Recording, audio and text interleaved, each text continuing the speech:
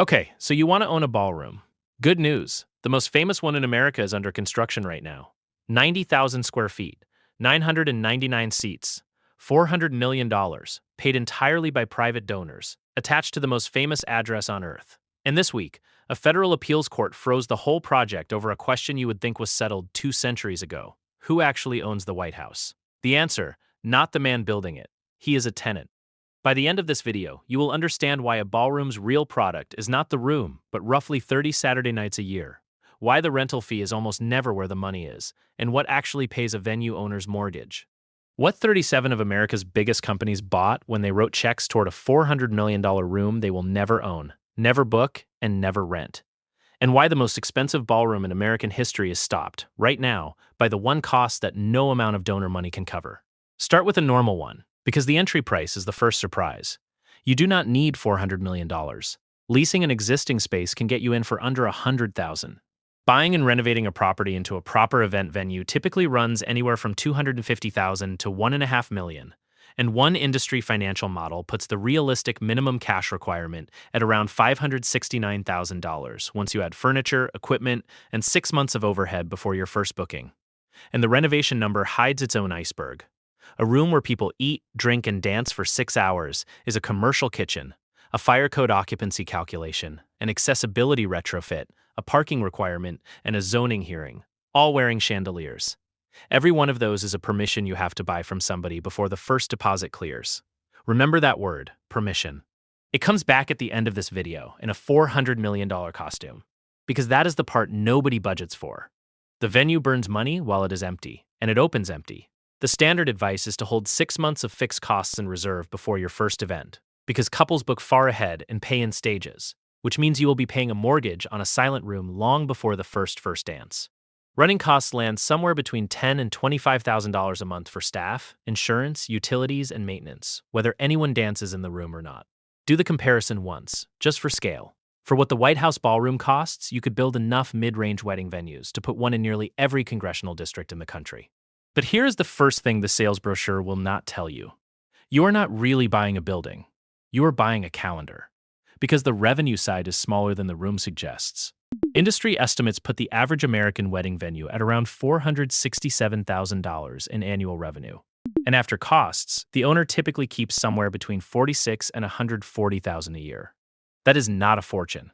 That is a decent restaurant with worse hours and higher stakes, because every single product you sell is somebody's most photographed day. And the gap between what couples spend and what you receive is where the whole business hides. The average American wedding now costs over $29,000, and couples routinely put more than half of their budget into the venue side of that day.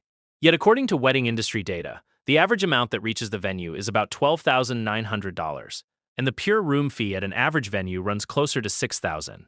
Luxury venues in major cities can command $40,000 to $100,000 per event, which sounds like the answer, until you learn what it costs to be a luxury venue in a major city. The benchmark for a stable operation is 25 to 35 weddings a year. An average venue hosts about 50, plus a long tail of smaller events, corporate bookings, birthdays, memorials, anything that fills a Tuesday. Walk through one industry projection of that year, and you see the shape of the grind. 50 weddings at the $6,000 average brings in $300,000, and the remaining 167 smaller events average out closer to $1,000 each. Half a year of Tuesdays and Thursdays hosting baby showers and sales conferences to earn what 50 Saturdays earn on their own. So how does anyone get rich renting out an empty room? Mostly, they do not, which is exactly the point. Here is the machine underneath the business. A ballroom does not sell square footage. It sells dates. There are 52 Saturdays in a year. Strip out the dead of winter, the holiday weekends nobody books, the depths of August, and in most of the country, the real wedding season concentrates demand into roughly 30 prime Saturday evenings. That is your inventory. Not the chandeliers, not the parquet floor, not the bridal suite. 30 evenings. Most venues host somewhere between 4 and 8 events a month, with the peaks stacked into spring and fall, which means the year is not a river of revenue. It is 2 floods and a long drought. In one industry survey, 86% of American venue operators reported hosting 5 or more events in a typical peak month, which tells you what the off-peak months look like. The same room, the same mortgage, and a calendar full of silence. And this inventory has a property that makes venue owners lie awake at night. It is perishable. A hotel room that goes unsold tonight is gone forever, And a June Saturday that goes unbooked is exactly the same. It expires at midnight, unsold, and no amount of marketing in July brings it back. This is why venue pricing behaves like airline pricing.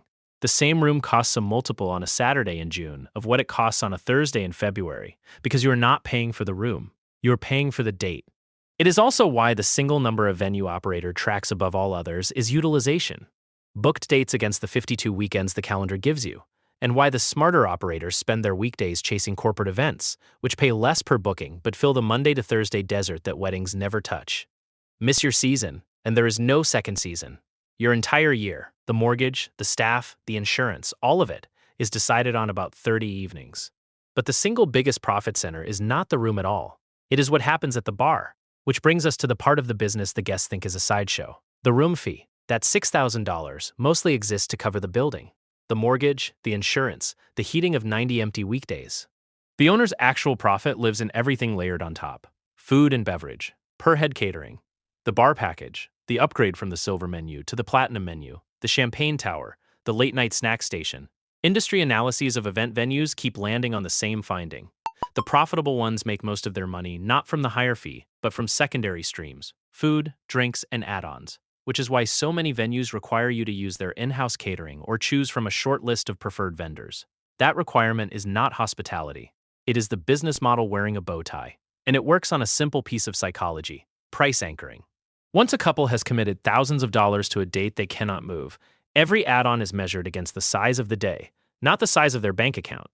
Nobody comparison shops the champagne at their own wedding. Remember the gap from earlier? Couples spend $12,900 on the venue experience, while the room itself lists for $6,000. The difference is dinner. That is the quiet inversion at the heart of this industry. The ballroom is the anchor, and the bar is the business. The room gets you in the door. The per-head price is where the owner finally gets paid. Now hold that thought, because once you understand that a ballroom is really a machine for selling access, the $400 million one in Washington starts to make a very different kind of sense. So let's talk about who actually owns the White House, because the answer is the entire story. The building belongs to the American people. It sits inside President's Park, a unit of the National Park Service, by an act of Congress. The president does not own it, cannot sell it, cannot mortgage it, and does not even eat there for free. Every month, the chief usher sends the first family a bill for their food, a tradition of tenant economics that runs all the way back to John Adams. The largest room in the house, the East Room, seats about 200 people, which is why big state dinners have ended up in tents on the lawn. And a tent on a lawn is, by any standard, a security problem. That is the project's stated purpose: a permanent, secure venue for 1,000 guests. And one appeals judge, dissenting from this week's ruling, pointed to the assassination attempt against the president at a hotel dinner across town as exactly the risk a ballroom on the grounds would remove. Capacity: 999 seats, 5 times the East Room, inside a structure nearly the size of the White House itself. And it is funded by a mechanism no venue owner would recognize. According to a list released by White House officials, 37 donors are paying for the project, among them Apple, Amazon, Google, Microsoft, Meta, Lockheed Martin, Palantir, and Coinbase, with the money routed as tax-deductible donations through a nonprofit called the Trust for the National Mall. Google's contribution, about $22 million, came as part of a legal settlement over the suspension of the president's YouTube account. A funding agreement obtained by a watchdog group through a Freedom of Information lawsuit permits donors to stay anonymous, so the public list may not be the whole list. And that same watchdog's analysis found that the identified corporate donors have collected more than $50 billion in federal contracts since the East Wing came down, with Microsoft alone gaining over $300 million in new or increased contract funding since donating, and Amazon over $250 million. The same analysis counted 16 of the 27 identified corporate donors as facing federal enforcement actions, or as having had enforcement actions suspended by the administration, while their names sat on the donor list.